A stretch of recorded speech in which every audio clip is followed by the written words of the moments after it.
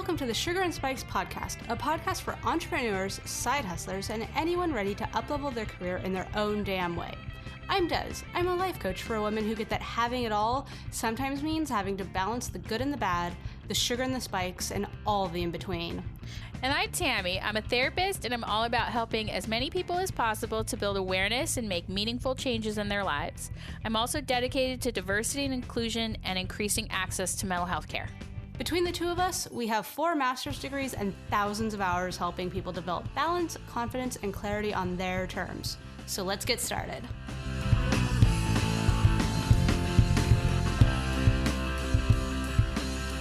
Hi everyone, welcome to another episode of the Sugar and Spikes podcast. I'm Dez. And I'm Tammy. And let's see, today's just kind of like a general day. Yeah. Hanging out. I've been split between interviews and meetings. I don't want to say all day, like my day was like originally scheduled to be jam-packed with them. But I mean, it's definitely been a bit. Yeah, and I haven't Not seen you in a much. while, too. Yeah. Oh, yeah. I've been traveling. Mhm. I'm currently on a gig that requires a lot of traveling and maybe a lot more. Sounds like it. Sounds like it. So fun. Oh, no, it's good. I love what I do and I won't trade it for the world. I know. Which kind of ties in to one of the things. So you guys know that sometimes we like pull random cards. Like I have the affirmator deck and a couple other just like random card decks. I think that's the one I like the most. They're good. Yeah. They're really good. And the one that I pulled today was kind of around the idea of trust. And the card specifically says, I trust that everything will be okay in the end, partly because I simply know it in my gut, but also because it's way more fun to live with trust and confidence than to be a defensive wiener. Not whiner, wiener. So that actually goes like right along with my card. Hmm. Who knew? So it says stopping to listen to it's all about clarity. Okay. So stopping to listen to my inner self, I can separate my intuition from my mental chatter. Mm-hmm. And the clarity of my intuition is sweet and simple and it tastes familiar. And the mental chatter is confusing and bitter. And I shall peel it off and chuck it in the garbage. I like that. Yeah. I think it's really good. I think that both of those are very strongly tied around the entrepreneurial experience, really. Yeah, absolutely. Like we've talked about it on the podcast, our guests have talked about it on the podcast. Mhm. This idea of trust and leaping and just going into the great unknown, as cliche as it sounds, Mhm. can be really essential. And is It is Yeah, essential. is- Yeah, not can be. Like it is. I mean, Mhm. that's the essence of like entrepreneurial spirit, right? Mhm. Like exploration and like discovery and Mhm. charting your own path. You know what I Yeah. mean? Like all those things to me anyway kind of go together with that Mhm. idea. I feel like trust and blazing new trails and everything is really, it kind of goes beyond the entrepreneurial gig. Like it's an essential piece to navigate life beyond like the bare minimum. Yeah. You know, like you got to be willing to take those risks, to try new things, to figure things out, and to let the chips fall as they may. Yeah. I mean, it sounds so simple, but it's not. It's not. And it's really scary. And one thing that that's come up recently is I was talking with a couple folks, and it's around this idea of like feeling the feelings you wouldn't wish on your worst enemy. Mm. Like I feel like trust says one thing to someone, but when you put it in that framework of like fear and just paralysis of concern, Mm-hmm. then that's when you kind of start to scratch the surface to getting to the good shit. Well, yeah. Like yeah. it's navigating that deep stuff. And I think most recently I've kind of gone through that, and I feel like I'm kind of coming out on the other end. Sugar and Spikes is kind of coming out on the other end of that, where something happened and, you know, going back to like the gut response, like my gut knew things were going to be okay. Mm-hmm. My gut knew things were going to be fine. And I freaked out and I told everybody, I was like, I need 24 hours. I ended up needing a bit more, but I need time to freak out because I know it Sure. will be fine. Yeah. And give me this. Well, yeah, I mean, you don't want to stuff down feeling like Mhm. feelings are valid, right? Yeah. We don't control them necessarily. We can do Mhm. things to manage them, Mhm. but trying to pretend like they aren't happening, Yeah. not super helpful. Mhm. So, yeah, trusting yourself that you would be okay and you could feel those things and, gathering supports around you so that you could do that. Mhm. I think, yeah, vital. You got to do it. Mhm. And I think sometimes with the trust, it's not only trusting the universe and trusting that like the systems and stuff and everything you've done has like led you to a point of success, but it's trusting yourself Yes. where yes, you instinctively know the right next step. Yes, you instinctively know these pieces. And yes, you can let yourself be human Hmm. and it will be okay. Yeah. Like, trust, you don't necessarily, something I was thinking about while you were talking is you don't necessarily have to trust the universe that it's all going to work out, Mhm. but trust in your own ability Yeah. that you're going to get some shit done and you're Mhm. going to find ways to work it out. Yeah. Right? I mean, so Like faith, not necessarily, but like faith in your own ability, the trust in mhm. your own ability, trust in your own, like, this is the situation now. And I'm not just going to sit in this situation and literally do nothing. Yeah. I'm going to do something. I'm going to focus my efforts. Mhm. And I'm a capable and competent person. Yeah. Right. And I Mhm. also know capable and competent people. So Mhm. I'm going to kind of leverage that to help me Mhm. and trust the universe too. Yeah. Well, and I think that's one reason why like imposter syndrome is so dangerous because if you get to a space where you do need that implicit trust with yourself, but if you've been living off of imposter syndrome, then you're in a place where moving forward can be really hard. And that's why when I work with clients and stuff, I spend so much time helping them navigate and figure out how to manage imposter syndrome because the research shows us that the more successful we are, the more we have imposter syndrome.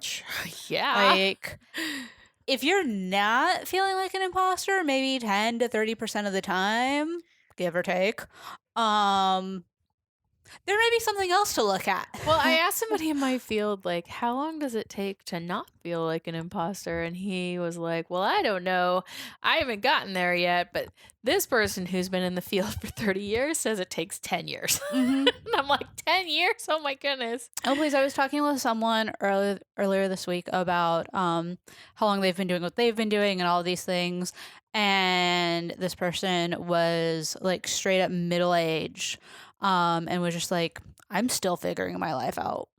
I'm still figuring out what I'm doing and all of these things. And the thing is like, we all experience consistent shifts. Like, there's very rarely um, a state of I mean, maybe consistency or I don't want to say equilibrium, but a state of stasis. Yeah, I mean, we always try and get to stasis, but Mhm. stasis doesn't really stay that way for very long. It's like a balancing act, right? Yeah. We've talked about that. Mhm. Like, it's very difficult given all the things you can't control for things Mhm. to quote unquote stay the same all the time. Mhm. And as you navigate all that, like acknowledging that yes, there's capability in there and the fact that things may shift and change and the fact that they likely will, Yeah. like even between having confidence in abilities and I don't want to say like over believing in your confidence and abilities, but like navigating kind of healthy self growth Hmm. and reflection and confidence in. I think that that's one reason why entrepreneurship is so difficult and why so many people I don't want to say end up going back to jobs because I like either this later this episode or next episode I want to talk about like the fact that that's not bad. But And it's not back. yeah, that's true. Right. Like, You're never going back to where you came side from. aside, like, I Yeah. just have to say this Yeah. quote unquote going back to a job. I would gently challenge that kind of speaks to you're moving in reverse. Yeah. And that is not true. You're moving forward. Yeah. Right? So you're choosing to move into a new corporate space or a new, like wherever you choose to go. Yeah. I'm just going to use corporate as an example. Oh. Let's say you had a corporate job and then you were an entrepreneur and you return to the corporate space. You're not where you were. Yeah. You're not the person that you were when you left. No, you're making the best decisions as you go. Right? And so if the decision is to move into a new position, it's new. Yeah. So I don't know what I'm trying to say. You're right. No, it's not going back. And I lost my train of thought. Because back, I think a lot of times, sorry, I'm just on a train for a minute. Yeah. It feels like failure. But maybe you need to look at that. Maybe not you, but like people need to. The royal you. Right. Maybe you want to examine that for a second. Like, if the circumstances of your life say this is the best choice for me right now, okay. Then you make that best choice that you have and you move forward. Like you take that. Right. It's not an either or, right? So maybe it's a side hustle for a minute. But even if it's a side hustle again for a minute, I would hypothesize that it's not in the exact same condition it was in when it was a side hustle before. Well, and I think we're really... I know. I'm so sorry. No, but I had things to say today, apparently. The thing is, I feel like side hustle doesn't do a lot of entrepreneurs justice in terms of what they're building. I think that this idea of I have to have a 9-to-5 corporate job and a side hustle is a bit antiquated. Yeah. I think that with all of the entrepreneurs and small businesses and startups and all of these maybe like micro businesses that we're seeing and stuff like that, these non-Fortune 500 organizations that have developed. Yeah. It doesn't have to be this idea of I work a corporate job and I have a side hustle. I think that there's space to kind of really define and identify what you want your job to kind of look like. Yes. And I acknowledge that I speak from a form of position of privilege in that my roots have been in the startup sector. So I'm much more like that ability is much more visible to me and I'm able to acknowledge that and see that. I know like folks that have always worked for organizations with like thousands of people and stuff may not see that community. But like those are possibilities in getting some of your income from one space and some of your income from another space and developing a lifestyle where you feel fulfilled. Yeah. And not have it be this is my full-time job and this is my side hustle and Jesus Christ, I'm working 80 hours a week because I want to get out of this full-time job. Like that's not what your situation has to be. I mean, maybe you just need a different full-time job. Yeah. Right? Like, I think sometimes we set up these false either ors, and to me, those are like ultimatums, right? It's this or it's that. Yeah. Who likes to be given ultimatums? Yeah. Like nobody, right? So why not say, is there a way I can have both? Is there, and maybe not 50-50. Yeah. Right? Like, is there a way that I can do this and that? Right? Because I love to do therapy and I love to do all the things associated with being a psychologist and I like to do this. So I do both. Yeah. But I also don't devote all my time to the podcast. I can't, that wouldn't allow time for me to do therapy and all the other things that I really love. So I love all the things. So I figure out a way to make it work for me. You know what I mean? So like either ors to me, I'm just renaming them. They're just like false ultimatums. Yeah. Screw that. I hate ultimatums. I'm like, fuck you and your ultimatum. Yeah. You know, right? So don't give yourself ultimatums either. It's just adding additional pressure that is unnecessary. Where if you're running something on your own, and I want to come up with another name beside a side hustle because I'm realizing right now that I'm kind of over it. Passion project? Maybe, but that kind of implies you're not getting paid. Yeah, that's true. If you're doing something, send us your suggestions on your own. And now I lost where I'm so sorry. No, it's fine. You're doing something on your own. Yep, no, it's gone. It'll come back. It did last time. Mm-hmm.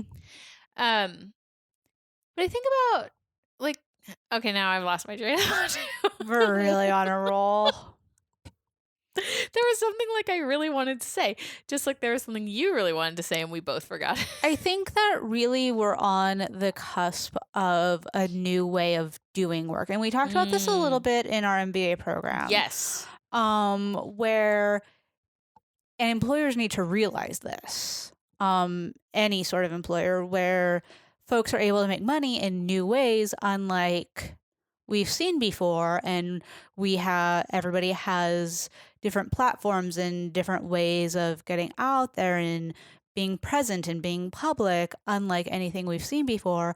And there needs to be this reevaluation of what is expected, what is allowed, what is sustainable, what is not sustainable, and all of these things, because the thing is like, there are certain people that need very clear boundaries. Like, I do this from this time to this time, and I do this from this time to this time. Yeah. There are also people where it's this, like, full, weird, like, blurry integration of all the things. Like messy. Yeah. Yeah.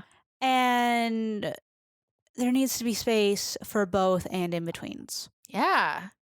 I think we have to get away from this idea that if you aren't a full-time entrepreneur, there's something wrong with that. Yeah. And if you're full-time corporate, there's something wrong with that. Yeah. Those are like the extremes, right? Yeah. So things don't live in those spaces very much. And I think the thing is with, like, and this is one of my pet peeves, is people pushing people into entrepreneurship as if it's this, like, golden calf of freedom and everything. Of passive income. And it's not. Yeah. It's stressful. It's really hard. Even if you're 4 or 5 years into it, making very good money, there's still this, like, it's still definitely a thing. Yeah. And wow, I'm really doing great today. I've lost my train of thought. Well, some people don't thrive in those stressful spaces. Well, I know what I was going to say. Okay. People keep promoting entrepreneurship is so great. And if you're building a business, you're going to need a fucking team. Yeah. Like, you can't go tell everybody to be entrepreneurs, or else you're going to be stuck doing a lot of the shit you don't want to do. Yeah. Or even if it's just a team to support you while you're trying to navigate everything, quote unquote, by yourself. There may only be one person in your business, but you don't exist by yourself. Right. You may have an attorney, or you may have this other person who helps you with marketing, or a strategist, even if it's a therapist or a best friend or someone they're all around you. Yeah. Those are your team. Right? Yeah. So you have to be able to lean on those people. And, like, I mean, I know there are so many folks in the online entrepreneur space where, like, where they are the face of their brand and their brand is their name and all these things. And they still have a team of 20 people that are responding to emails, that are checking the things, that are proofing all the things, that are coming up with X, Y, and Z. And if they're out selling, the only way to be happy, fulfilled, and successful is to be an entrepreneur. How the fuck are they going to get their team? Yeah. Oh, you're so right. Like, that's the thing. Yeah. Hey guys, Dez here. I'm just popping in with a quick message for all of you entrepreneurs and side hustlers out there. Are you ready to grow your business so you have real influence, so that when you speak, people don't just listen, they actually do something? Do you want to be able to share your message, product, or service in a way that feels truly authentic to you so you can stand out from the crowd? Are you ready to finally be a true leader in your industry? If so, then it's time you signed up for the free Legendary Leadership Challenge.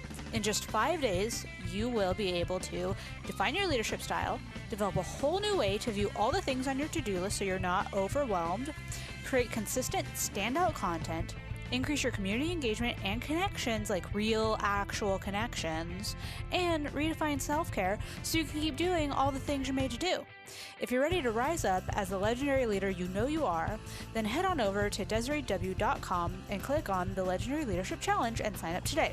And when you sign up for the challenge, you also get 5 free days to all of the content in the Legendary Leadership Society. Guys, it's nuts.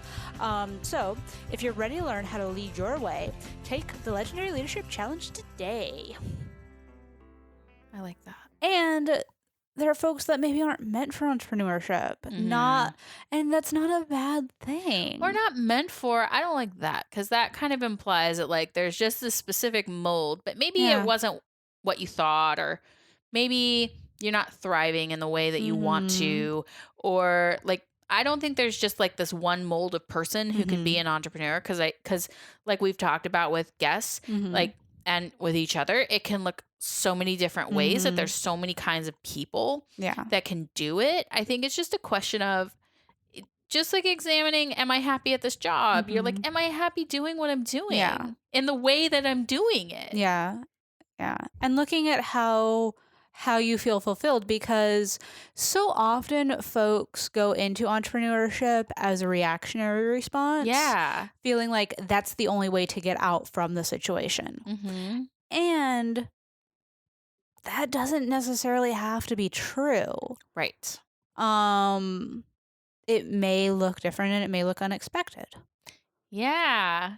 We were just talking with a guest about that. Like, sometimes opportunity, I think these were her words, sometimes opportunity doesn't look how you think it looks. Yeah.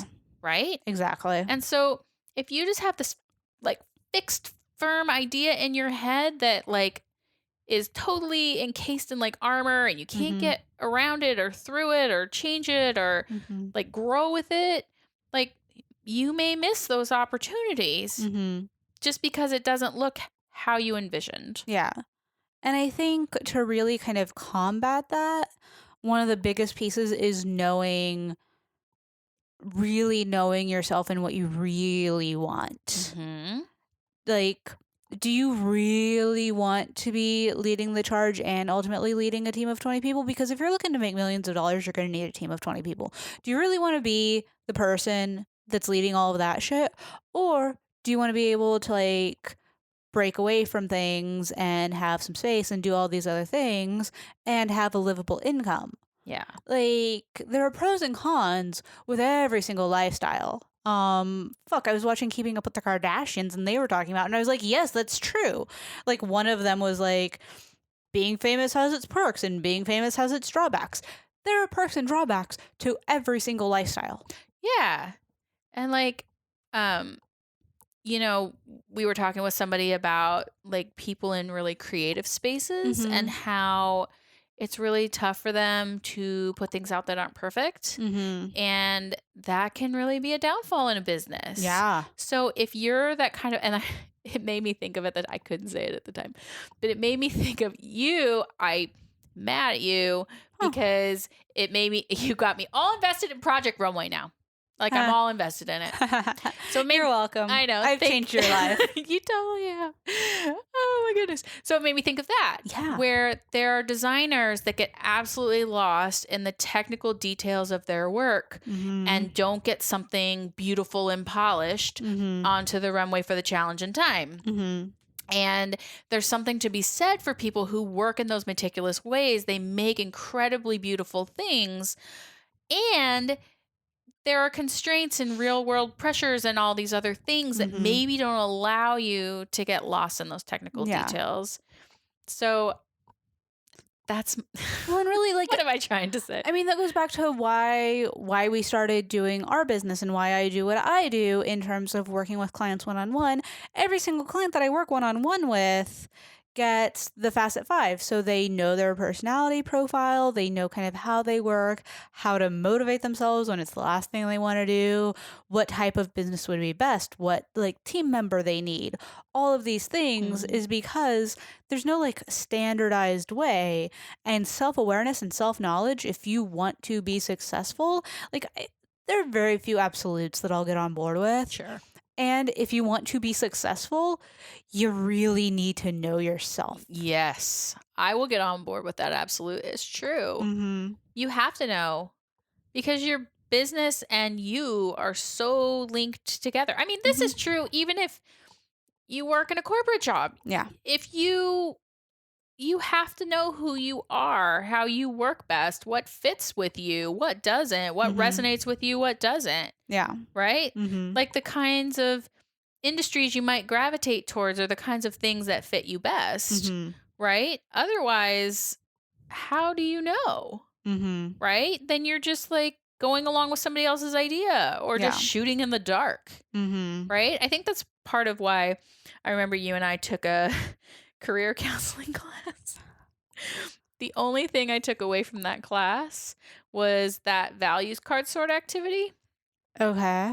And I think about that because I'm like, what does that have to do with career counseling, right? Like Mhm. values, like whatever, I just need a job. Yeah. But it for the activity itself forces you to think about what is important to me, Mhm. what isn't, what's sort of important to me, what's really unimportant to me. Yeah. And it makes you prioritize because you can only have certain things, a certain number of things in each category. Mhm. So if you're saying like family's super important, and then you can kind of examine like, how would that look in my day to day life? How does that look Mhm. with my career? How does that look with my business? How does that look with my job? And then you can kind of adjust accordingly. But that Mhm. activity, if you take the time with it, is actually Mhm. pretty powerful and insightful, Yeah. right? So it just Mhm. made me think of that. Like that knowing yourself aspect of things when Mhm. it comes to jobs. Yeah. And really like once you hit, I don't want to say once you hit like a level of knowing yourself because that sounds like there's like an end point, but when you start to really have a true understanding of what's important to you at the time and what goal you're working towards and kind of have this like bigger vision for what you want things to look like, then trusting yourself becomes almost implicit. Yeah. Then you know, like, your beliefs, your values, your goals are so ingrained that it doesn't matter how stressed you are, it doesn't matter what's going on. You can lean into that trust of, and I know I'm on the right track. Yeah. It's super important. Mhm. That's vital. Yes. I agree with you completely 100%. So that's trust. What was your card? Clarity. Okay.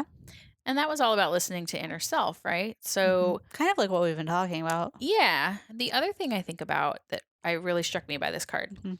is it says, my intuition is something that's sweet and simple and tastes familiar. Mhm. And mental chatter is confusing and bitter. So, kind of differentiating what is my intuition telling me Mhm. versus what is negative self talk that I can ignore. Yeah, the doubts, Yeah, the the doubts, the ego. fears, the what ifs, Yeah. right? Mhm. That, right? All those things that Mhm. are telling you like negative things, whereas your intuition is like, do this, it's the right thing, or don't do that. That is Yeah. not the right thing for you. Mhm. The Like, gut checks. yeah. But even that, don't do that, that isn't right for you, isn't the same as you're a huge failure and you never amount to anything, Yeah. right? So it's telling you don't go down that path, but it's Mhm. also not cutting you down. It's not saying negative things in your head, Yeah. right? So doing some work, and I Mhm. think it can be hard to do Mhm. because our negative self-talk can feel like intuition sometimes, Yeah. but really separating out those two things. Mhm.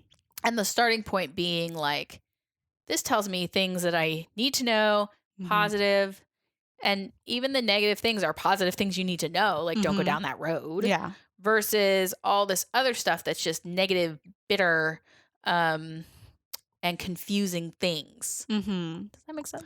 Yeah, well, I think about one exercise that so I got this from Amanda Francis and I've tweaked it but it probably sounds very similar. So if it sounds similar to anyone listening, that's where I got it from. It's this idea of like, what do I want? Mm. And really kind of plotting that out and getting in tune with that. Okay, well, do I believe that I can have that? Like, what's going on? And yes, I believe because of X, Y, and Z. No, I don't because of X, Y, and Z. For that stuff, then going back and checking in around, well, what is true? Like, what pieces are true? Yeah. No, I don't believe I can have a successful business because I haven't before. Well, that's bullshit. Right. No, I don't believe I'll get this raise because they've been talking about budgetary stuff. That doesn't necessarily mean that you won't. Like maybe you've proven yourself. Like, what are the facts? What are assumptions? What are guesstimates? Check the fact. It's like Yes. an expanded like check the facts, Exactly. but in a more guided way that I really like. Yeah. And once you get there, and when you can boil down to what do I want, what is true, then you can kind of move forward, and you can move forward in a way like personally, I don't think I've gone through that exercise and ever come out feeling defeated. Mm. It showed me where the little ego monsters coming into play, where the doubts come into play, where all of that kind of stuff kind of shows up, Yeah. and it's reminded me of my strengths. Yeah, it's really empowering.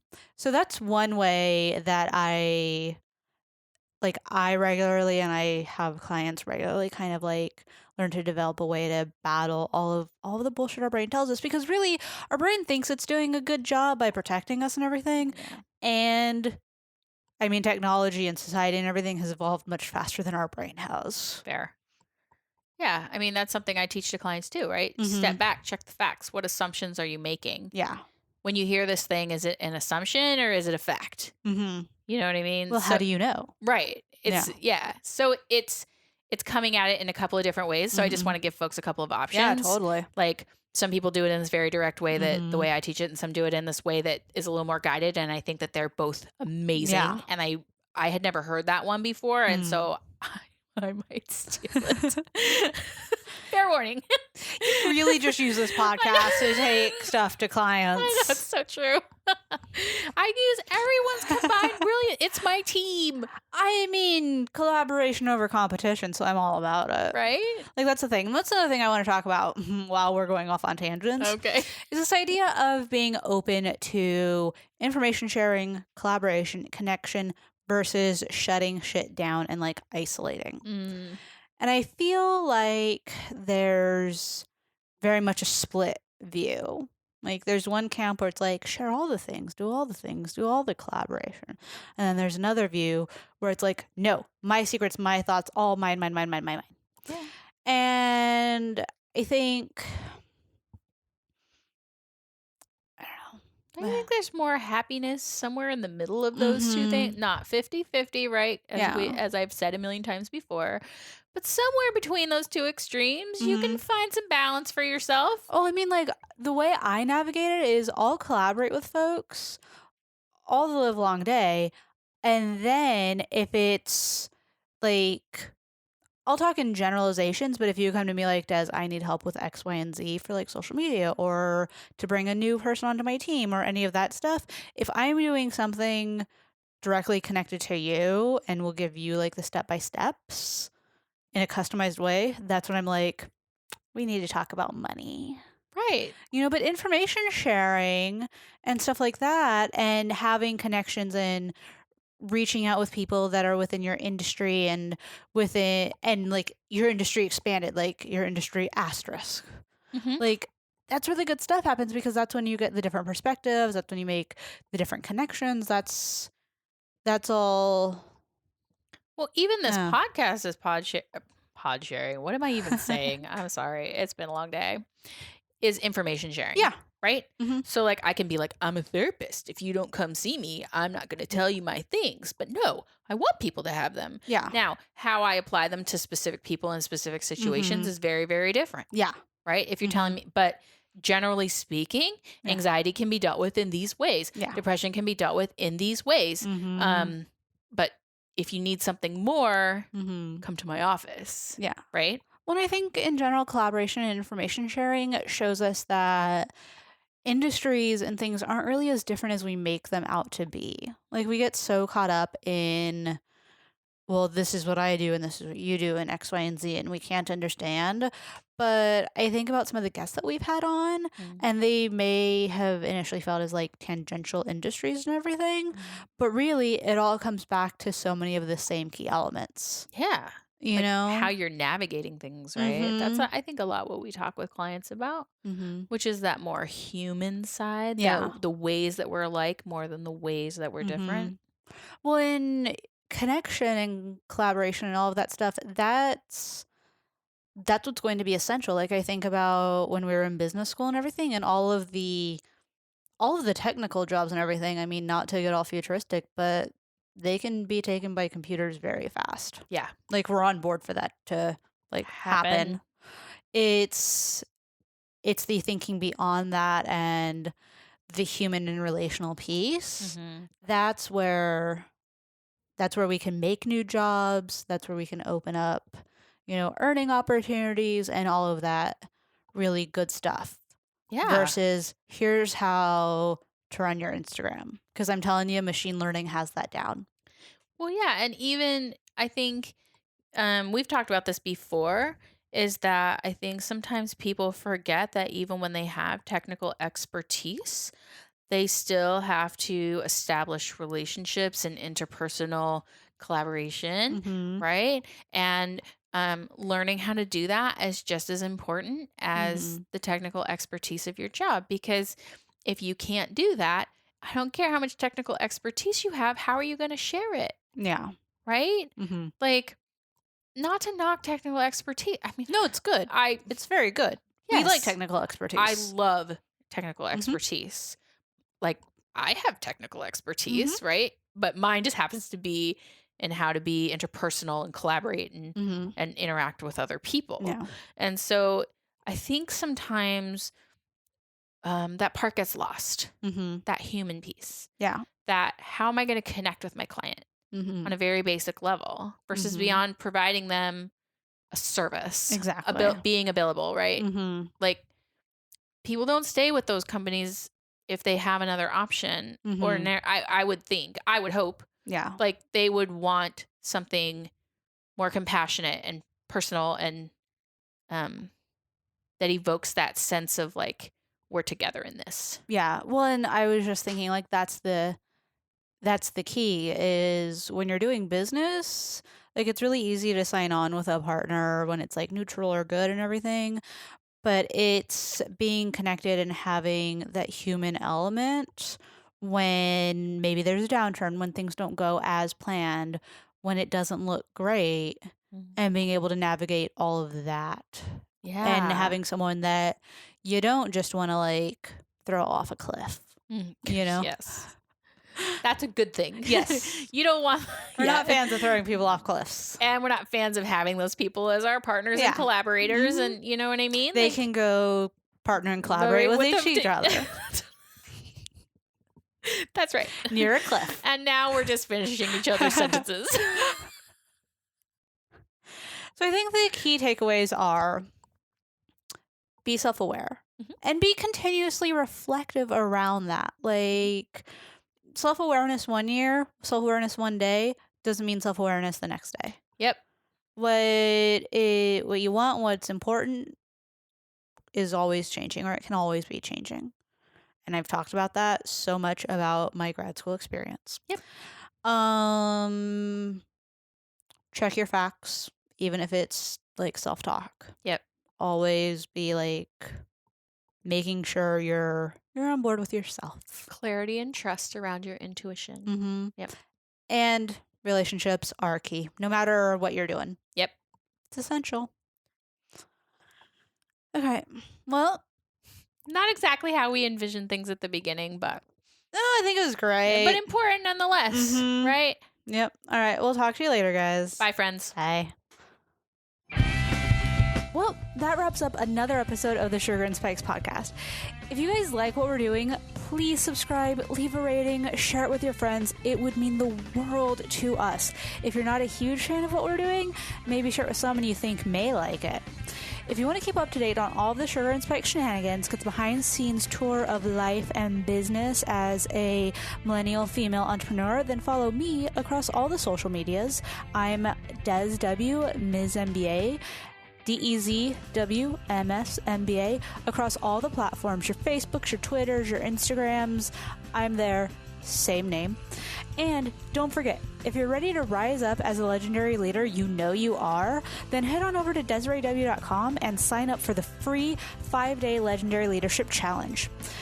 Also, I want to thank Forget the Whale for use of their song Move Along as our theme music. And guys, remember to stay unavailable for fuckery.